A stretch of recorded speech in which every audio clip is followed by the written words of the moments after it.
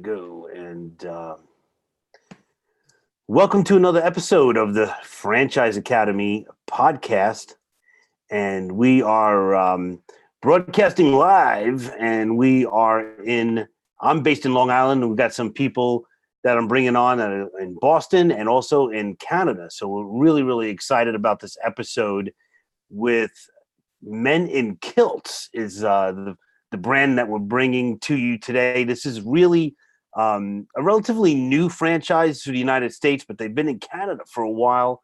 So we have Chris Carrier with us, who is the CEO in Canada, and we have Mark. Mark, you know I'm going to get your name wrong, but it's Kuczynski. I'm letting you screw it up. All right. Kuczynski. I got it. Then Mark is the CEO for the American franchise end of Men in Kilts. So welcome, gentlemen. Great to be here. Thanks for having us, Tom. Oh, my pleasure. So, Chris, how long have you been now with Men in Kilts? Well, Tom, I started with Men in Kilts as a franchisee. In fact, I was the third one into the system. That was 2012. Things went really good, and I actually became the CEO of Men in Kilts in 2015, in fact. So we've been donning kilts and rocking the kilts for quite a while now. I love it. Mark, what's your take on the concept? I mean, exactly what is it? What do you guys do? Well, Men in Kilts really provides 4 core services, particularly in the United States. One is window cleaning, exterior window cleaning and interior, gutter cleaning, pressure washing, and house washing. Those are the 4 core services. And we got involved because we just love the brand. I mean, the brand is fantastic. I don't know if the video can flip to Chris. He's sporting a kilt. You might. There we go. How about that? We're kilt. Right. Now Chris is wearing the kilt mainly because I would be wearing the kilt, but he has a lot better legs than I do, so I just figured let him, show that off. Thank God. Yeah, thank God for that, Mark. I appreciate you doing that. Hey, no problem. Taking one for the team. That's great. So, Chris, since you're the you have the most length in this franchise, why kilts? Well, what is that all about? Well, our brand really started when Nicholas Brand, that's actually his real last name, Brand, wanted to start a window cleaning business. He did, and his wife said to him, you know what, you should wear your kilt. You're Scottish. So he threw on the kilt. He went out into the communities, and people were taking his picture everywhere he went. They were talking about him, and the brand was an instant overnight success as far as people talking and sharing the brand. And that's one of the most difficult things with any new business is getting your name out there. For us, all we need to do is show up. Brilliant. I mean, it's so simple. It reminds me of how brilliant, wrapped cars are. It's a moving, you can't not watch it. You know what I mean? And that's what those kilts do. And I just absolutely love that. So up in Canada, when was this whole thing founded, and how many units do you have now? So Nicholas actually started in 2002, but he was just operating as an independent operator. And in 2011 is when the business was franchised by Tressa Wood, formerly of 1-800-GOT-JUNK. She saw the power of the brand. She saw there was a franchisable model. So she set to work developing the systems and the structure to franchise the business. In 2015, when I joined the organization, when I became the CEO of Men in Kilts, we were about 12 operations in Canada. We're currently around 15 in Canada, 19 when you add additional offices. And in the US, we're just getting started. We've got 2 franchise locations in the US right now. Awesome. Mark, where are the 2 locations? One is just outside of Boston, and the other is in Ohio, Cincinnati, Ohio. Oh, nice. So quick, just a quick background. So Mark is the CEO and a co-founder of Made Pro, which is a really big franchise in the United States that does residential cleaning services. And they launched last year FlyFo, which is outdoor pest control. Two magnificent businesses, and now this is a cool third add-on hitting that same homeowner right where they live, literally and figuratively. Yeah, it's a great brand.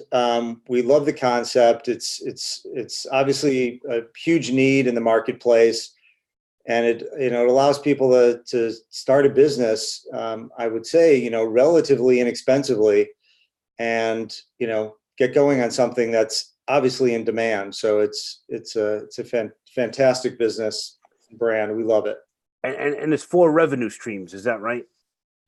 There are, yeah, from the window cleaning, gutter cleaning, and pressure washing and house washing. So I think in Canada they do some snow removal as well. Yeah, that's a really great point, Mark. We do snow removal in the wintertime in Canada, but really important to note that there's no surprise as to what's under the kilt in the wintertime. It's long underwear for sure. Especially up there in Canada. So, Chris, tell me about the appliances that you use, because it's not just a vac. It's not a wet dry vac that you guys use. It's a little bit more. Explain that. You're referring to gutter cleaning, and we use industrial vacuums that are basically along with long extension poles, so we can suck gutters out from the ground. In some of our markets, we're using cameras on those gutter vacs to make sure that the gutters are cleaned out and the workers are safe. We also use water-fed pole technology, again, a tool that is used to help keep technicians safe and the work more efficient as well. What was that last thing? What kind of pole? It's a water-fed pole. So purified water is used to clean windows at heights, therefore eliminating the need for ladder climbing. Wow. So what's purified water? What does that mean? Do you guys come with a... Yeah, well, water typically has sediment and particle in the water. When it dries on a piece of glass, it will leave residue, spots, typically hard water spots. So if you were to just clean your windows yourself with the water out of your hose, typically those windows are not going to be clean at all.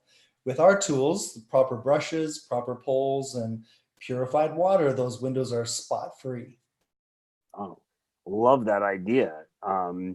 It's window cleaning on steroids in kilts. You can't beat that. So, Mark, you're really, really busy. Made Pro and FlyFo are just blowing up. I lost count of how many Made Pro franchises there are. But then you take on Men in Kilts. Why? Well, I've known Chris for a number of years, and I've always just loved that brand. I mean, loved it. And so many of our Made Pro clients request window cleaning from us. And a lot of our current franchisees, we have almost 300, are always asking, what's next? What else can we do? And so that's where we came up, with the idea, hey, we should really approach Chris and try to take this down to the United States and try to satisfy the needs in the 50 U.S. states. That's brilliant. It's such it's perfect add-on. Like, it's brilliant. I love it. So, in your opinion, so if I'm a franchisee of Made Pro or FlyFo and I want to get into Men in Kilts, do I operate it as a totally separate business with separate employees? What are you thinking on that, Mark? Yeah, so we do have a number of current owners, franchisees that operate the two different businesses. And yeah, they do operate it as two separate businesses. The technician, the kilted tech is what we call it, for Men in Kilts, they probably aren't cleaning homes for Made Pro, but the manager in the office might handle scheduling for both. It may be run out of the same office space, right? But yeah, the workers are trained separately. So, do you need a truck, proprietary equipment? Do you have all that going out with the men and women in kilts? Yes, we do have very striking branded trucks. They look great. People are always taking pictures of them. In fact, it's one of the key drivers of consumer marketing for the business. And those trucks are fitted with, as Chris was mentioning, the gutter vacuums and the water-fed poles, filtration systems, as well as the pressure washing equipment, all stays in the van. Yeah, it's really it's a really tight business. It just I don't know. I'm speechless because I'm excited about it. I didn't know that much. I knew about it. I didn't know that much about it. So this is really something. See, the thing I like about it is that it's Amazon proof. That's the most important thing as you're starting a business right now. Is you want something that's not going to be knocked out by an app or by Amazon. Mm-hmm. Yeah, Tom, I've actually been in the window cleaning space for almost 30 years now. And I had my own brand. It was called Window Works at the time, it was okay. But not once in 20 years did I have a customer or a passerby take my picture. As Men in Kilts, it literally happens every single day. And we've kind of been dubbed the celebrity kilted cleaners, or ultimately the friendly neighborhood men in kilts everywhere we go. So, I think that's a major differentiator within our market is, typically it's Chuck in a truck, Bob in a bucket, and they're not branded. They're not necessarily looking to wow customers, just looking to make a couple of extra bucks. So with the Men in Kilts, they're literally celebrities in their marketplace, and the business just kind of finds them. It's quite a nice change from what I'm used to in the business for so long. In this Instagram culture, that whole picture taking thing, I mean, you can't pay for that kind of advertising with people putting that up on their Instagram and Facebook and all that kind of social media stuff, right? I mean, people are doing that, I assume. Yeah, absolutely. Everywhere we go, they're taking our pictures. And, this could be really detrimental to a brand that doesn't just back up their great brand with quality work. Everything that we do, our real business strategy is to find a new customer, make sure they're extremely happy, and then make sure we get to come back and serve them again at their home or business, and that they bring all their friends with them. And if we didn't do that, our brand could actually work against us. So we've got really stringent quality standards that our technicians on site need to meet, and then after service follow-ups as well, to make sure that our brand is really strong and remains strong. I love that. So Mark, as you're thinking about this now, as you're essentially launching it in the United States, is this going to be commercial as well as residential? How do you see this working? Yeah, no, it is commercial as well as residential, and it varies by markets. In the two locations we have in the United States, one of the markets is close to 50-50 between residential. The other one's about 65-35. So, commercial properties need their windows cleaned as well, and it's usually high dollar transactions. And one thing I will say about what is interesting about the brand, and I don't know if Chris, he failed to mention this a little bit, and that is the guys that are wearing, or women that are wearing the kilts. One of the things that struck me is how friendly they all were, because you cannot hire someone to go clean windows in a kilt and have them not be a friendly person. It just comes with the territory. So, that was the one thing that struck me. And so it is like the friendliest brand I've ever seen. That's why we had a hat. I mean, it really is. It's amazing. That is, yeah. As I think about that, I mean, I wouldn't apply for the job unless I was willing to wear a kilt. And if I'm willing to wear a kilt, I have to be a fun person. Yes, very true. We're gonna get you, Tom. We're gonna get you in a kilt. Yeah, at the next franchise meeting, you can't pay me enough for that. It is a natural separator of fun people. And yeah, if you look across our system, the people that work for Men in Kilts, they love attention. They'll go the extra mile to serve clients, and they're always happy to have a picture taken of themselves as well. Wow, it is a lot of fun. And I know my neighbor here wears a kilt, and he's just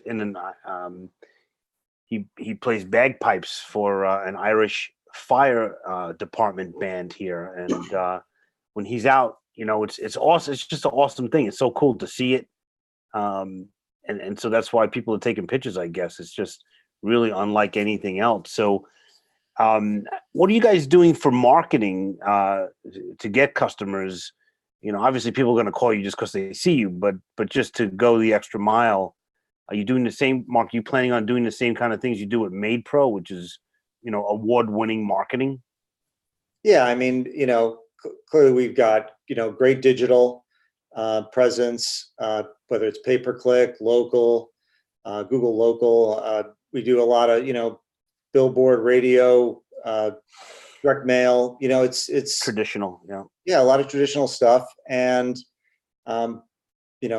people call. It's a very the sales process is very easy. Very high percentage of people sign up for the service that call. They have a need. It's a very trusted brand.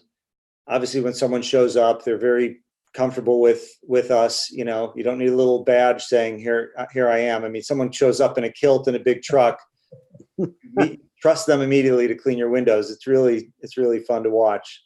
Yeah, I agree. And so, the thing I hear from my clients that are looking at franchises when they run into Made Pro, your other brand, they're always impressed by the digital marketing that you do. And it's not easy because it's a really unsexy brand, as window cleaning is.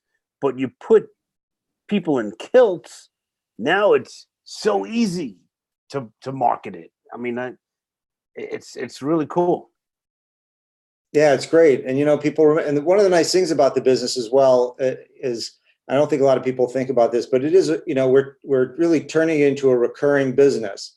So when people get their windows cleaned, it's not just clean them once and don't show up again. They get, they sign up for twice a year window cleaning, twice a year gutter cleaning, usually every year repeat power washing or house washing. So it's a fantastic business, easy to market, easy to manage. It is a great business, and it's fun. Yeah. So Chris, as people are going out on the vehicle to clean people's windows, how many staff members typically are like on a truck, I guess? Typically on a truck, there are two kilted technicians. One is an apprentice technician, the other one a lead technician. The leader responsible for the day-to-day business operation. The apprentice is there to learn the business, to hopefully grow into their own truck of their own. There's a great opportunity for technicians to really get paid based upon their performance and how they're serving customers. The more they're serving customers, the more they're helping the brand grow, the more opportunity there is for themselves as well. So do you have like a rating program or something for the customer to rate the employee that's cleaning?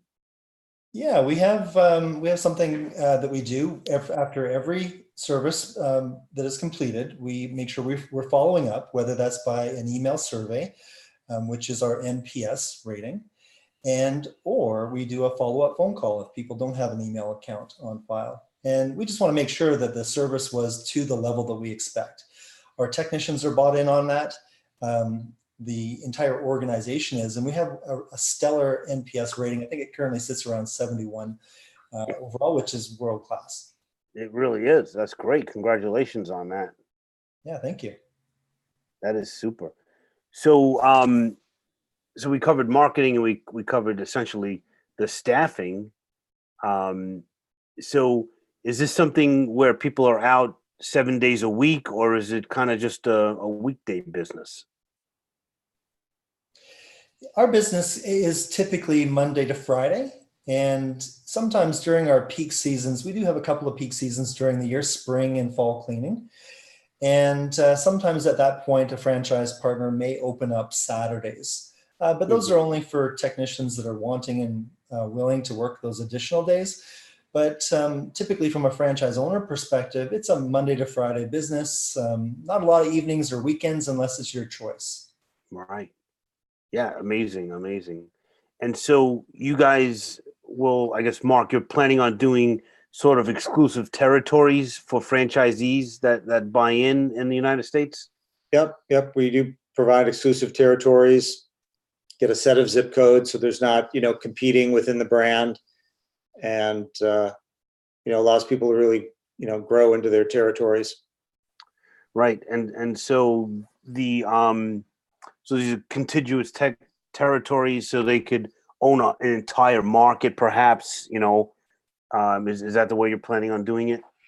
Well, when you say an entire market, it wouldn't be Chicago. You could, that would be enormous, so it's typically, depending on the business appetite of the franchisee, could be 50,000 qualified households, 80,000 qualified households. That might end up being a few suburbs, 4 or 5 suburbs in a outside of a town. Sure. So when you're doing the qualified household count, do you include businesses in that, or the businesses are just a freebie? Yeah, no, we look at a lot of specifics around. It's not strictly qualified households, but we do look at the entire territory, their likely or their propensity to have their windows cleaned or gutters cleaned, commercial properties in the area, what people are earning in those areas. So we do look at the territory, and we try to carve out the appropriate territory for someone, so it fits in their budget, what their business goals are, and we spend a lot of time on that. Is it semi-absentee, manager run, or do you want the franchisee to be involved 40 hours a week? Well, typically the franchise, particularly, we're a young franchisor in the United States, and we like to see the franchisee being involved. It could be, there might be a franchisee that actually wants to be the tech and go out and start on the first truck, and not, maybe doesn't need an office. Right. And then as soon as they get their second truck or third truck, then they step back and run their business. Or someone could come in and want to buy a larger territory, and they have a manager, and they're ready to go with multiple trucks, and that's a little bit bigger budget. But it really depends on, again, the franchisee's business goals. Right, and it also depends on their business acumen. I mean, if so, people like to bite off more than they could chew when it comes to buying franchise territories. So we got to be able to put somebody in that can actually handle running a large area, because it's not easy to do that. It may sound easy, but it's not easy. Yeah, No. I would say, oh, sorry, Mark. I just wanted to mention that I would say, as it relates to the brand is quite attractive, and it can draw people in just by its sexiness. But the real business process needs to be followed, and it's so important to get that right individual and start small, like you said. Those who start small, we've seen them grow quite quickly. Those who started quite large, they're potentially biting off more than they can chew. Yeah, and I've seen that over and over in all different franchise categories. So I always, my advice to people always is, start small, buy a single territory and grow in. If you're expanding, it's going great and you love it, you could always buy more. That's not a problem. So Chris, up in Canada, the franchisees are really growing. They're doing well. Who makes a really good franchisee, in your opinion, at this point? Great question. I would say those franchisees they have a partner along for the ride with them that are going to be working in the business. Quite often there's got to be a yin to the yang. So if there is a partner that is really focused on the leadership of the team in the field and the customer service and the sales in the field, and then there's a business mind that is involved as well on a regular basis. Yep. For one person to try to wear both hats, I think it certainly works. We've seen it work, but it can work a lot better when you've got 2 parts of that puzzle taken care of, all with one fell swoop. Could it be a husband and wife team? Would that be sufficient? Some of our best operators are husband and wife teams. In fact, young families, and millennials, Gen Xers, And we've even got a couple of people who've come out of retirement as they've been lured by the kilts that are husband and wife. And they bring their business experience, they bring some capital. And in fact, that particular person that I'm referring to is one of the fastest growing franchisees at Men in Kilts of all time. Wow. Because of that experience Right. as well. So I think there's a connection of both experience as well as gumption. We call gumption working hard and taking bold initiative. And our franchise partners have got to have that in spades. When they've got it in spades, they've got a track record that shows it, they will probably do quite well. So what do you mean by bold initiative? What does that mean? The first thing for me, in fact, Tom, was to put on a kilt.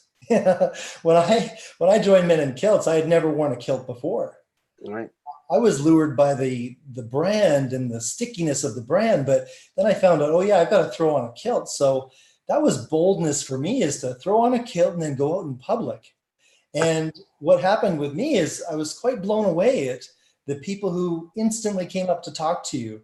It was the instant icebreaker. It was that friendly that Mark was referring to. I was quite introverted prior, but throwing on a kilt is kind of like throwing on Superman's cape. You can do no wrong and you're there to serve. And because of that, all of my reservations were broken down pretty easily. And now I go in my kilt for the heck of it. I mow my grass in my kilt, right? So it's totally okay. But that was a big thing for me, boldness of throwing on a kilt. And then secondly, boldness to get out there and take risks. As an entrepreneur, you're coming into a franchise organization. There is a system, but you've got to push it forward. You've got to execute. So someone who's looking to be bold in the execution of the business systems is going to be a really good fit. So great description. I love that. And I think that goes really in any business. You have to take initiative. You have to be bold, take risks, and do not fear failure, because failure is not the end. It's just the beginning of a lesson. So it's and those are great franchisees all the time. So Mark, a question for you. So do you have a kilt? I do have a kilt. In fact, I went out to meet Chris at one of his franchise conventions, and he handed me a kilt, and he goes, "You got to, put this on." And I was a little, it does take a little bit to put it on the first time, but I will say it is really crazy. Like you talked about the Superman cape. All of a sudden, people are chatting with you, laughing, smiling, and just, you're engaging with so many more people. It is a weird experience. Now it's a little interesting at the urinal, but you gotta have some practice. I will say that, but yeah, so I do have one. Yeah, well, that's awesome. We got to get some at the franchise convention in January. That's going to be a blast. Oh my God. It's fun. And I definitely have my ideas on who I want to wear the kilt first, but we could talk about that offline. All right. So Chris, any advice to someone thinking about buying a franchise, just in general, in your experience, any advice that you could give?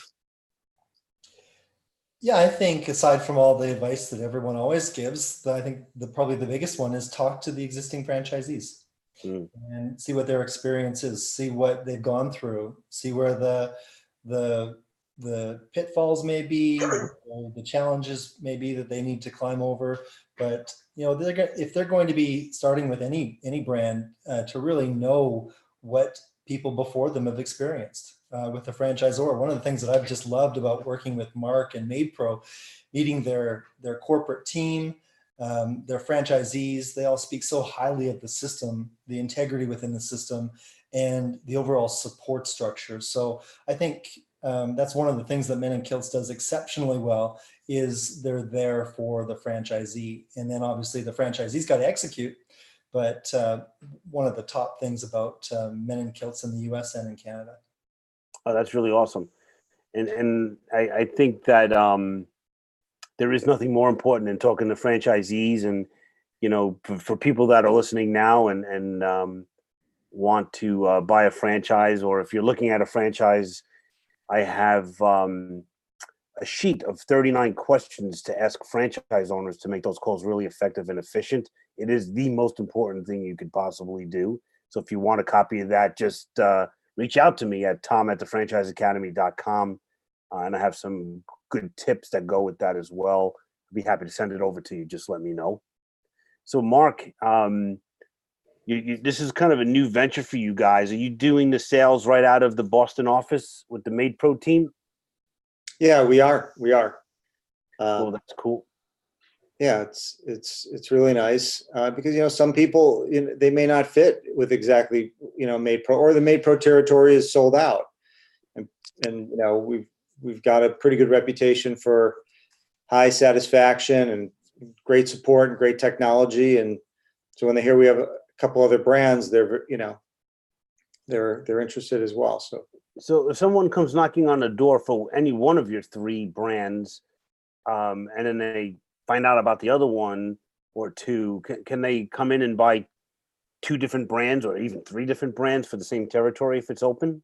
Well, we haven't done that yet. I mean, I'm assuming there would be a situation. We look at everyone case by case. We don't have sort of these set protocols that I know a lot of franchisors have. It hasn't happened yet, and I expect it will. And when it does, I'll speak with that person, and depending on their business history and capital investment, we'll try to make a call with them. I certainly don't think they would open them all at once. They'd probably have to pick one brand, get successful with it, and so forth. But right, always better to focus. Focus on something, do it well. Yeah. I think you're onto something there for sure. But there are people that will knock on your door that have that business experience that will be able to tackle all three at once. And when you see them, you'll know them. I'm pretty sure that'll be great. So, Chris, up there in Canada, so what, in your opinion, is kind of the most important thing about? Well, let me ask you this: what is one myth about your brand that you would like to bust? What's one myth about window cleaning that you would like to bust? Well, I would say that the biggest myth, and especially when I first started, window cleaners were squeegee kids. Yeah. No, this has become a very serious business, and the potential for the business is really unlimited. Everyone has a need, and one of the things that Men in Kilts is doing, and Mark alluded to with the friendliness of the Men in Kilts, when you call up a contractor, no matter who it seems to be, there's a little bit of rough around the edges in that process and the people showing up on time or maybe not. And this is something we hold dear at Men in Kilts, is doing what we say we're going to do and really giving the customer a wow experience. So no squeegee kids when you're calling the Men in Kilts. Can't say that about every window cleaner, but that's what we're focused on at Men in Kilts, is just really standing out, not just because of our kilts, but because of a great service experience. Yeah. Well, cool. Thank you. So, Mark, lastly, could you give us some parting words of advice for people that are out there thinking about buying a franchise? Nice words of wisdom. Yeah, the one thing I would say, and I always say this, and that is, no matter what franchise you buy, the franchise is not going to make you successful. It's going to be you. So you've got to really look in the mirror and pick a great brand, pick a great franchise, and hope, but you got to do the work. If you just think you're going to sign a franchise agreement and be whisked away to success, it's not going to happen. You got to put in the effort, and you got to be ready for that. And it's going to be you that's going to make the franchise successful. They might help, they might make it a little easier, but you're going to do the work, and you're going to fail or succeed on your own. That's and coming from a franchisor, it's a lot of franchisors won't say that to you. They'll say, you join us, we're going to make you the success. That is not how it works. No, no better words have been said around franchising. You're exactly right. And my analogy always is that, if you're the kind of person that joins a gym and thinks that you're going to get in shape just because you joined the gym, don't buy a franchise. I love that. I love that. Yeah, it's really for sure. It sums it up really well. But I want to really thank you guys. If you want more information on Men in Kilts, for the United States or for Canada, reach out to thefranchiseacademy.com, and I'll put you right in touch with Mark and Chris and the teams in both those locations. Anything we could do to help, we're here. But Mark and Chris, thanks so much for being on the Franchise Academy. Thank you, Tom. Hey, it's our pleasure. Hey, Tom, I've got a little joke for you. Do you know why they call it a kilt? I do not. Why do they call it a kilt? Because the last guy who called it a skirt was kilt. But I'm going to use that. Thank you, Chris. I'm going to use it. Awesome. Hey, guys, have a great time, and we hope to see you soon. Thanks, Thanks, Tom. Tom. Really appreciate it. Bye, Alrighty. Bye, Mark. Okay, bye-bye.